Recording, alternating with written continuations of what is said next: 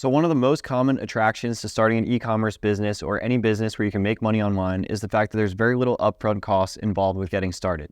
But how much money do you actually need to start Amazon FBA in 2023?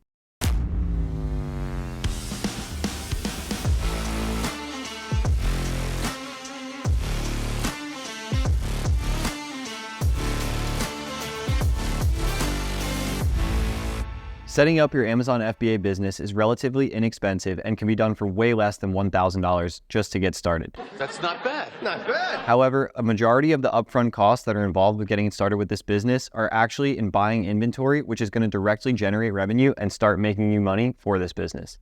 So in general, you can actually start this business for less than $500 just to get started with fixed costs. You can get an LLC or get corporated for a couple of $100 depending on what state you're going to get into. You can start your Amazon seller account for free or for $40 a month, which I recommend.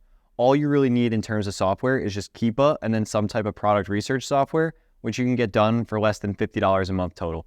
So in general, you're looking at roughly less than $500 to actually start this business in things that aren't involved with buying product, which will make you money. You can actually skip the LLC if you're getting started with a different method, such as retail arbitrage or online arbitrage, because those models don't actually require you to get an LLC. The only reason you 100% need one is if you're getting involved with the wholesale model, which is a little bit different. When I first started with Amazon FBA, I had about $5,000 to invest that I had saved up from a prior job that I worked at. And I basically spent that all on inventory and learning how to actually get started with the business.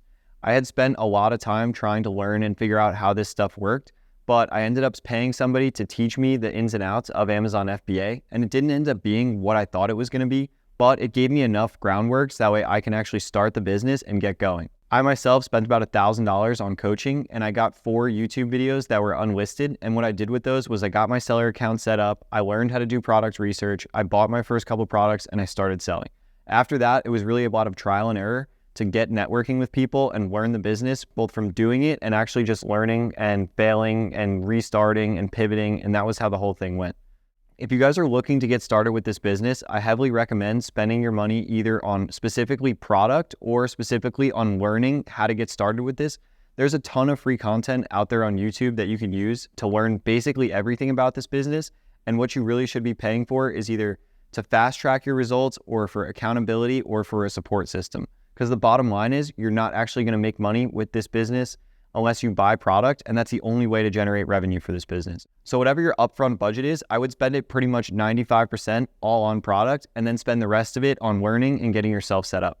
So you could actually start this business with less money than $1,000 and get going for way less than $1,000. It is going to be a little bit harder because it's going to take you longer to get the ball rolling. If you're aiming for a 20% ROI on every single thing that you buy, obviously if you only have $100, and you're making $20 profit every month, it's going to take you a lot longer to get started than somebody that spends $10,000 on product and is able to net $2,000 a month. Their snowball is going to reinvest a lot quicker and grow a lot quicker, but you still can start and make it work, and you can figure out ways to get creative, to make more profit, to get more cash flow, buy the right products, do FBM. There's a ton of different ways to make it work, and it's not about can you, it's about how are you going to make it work.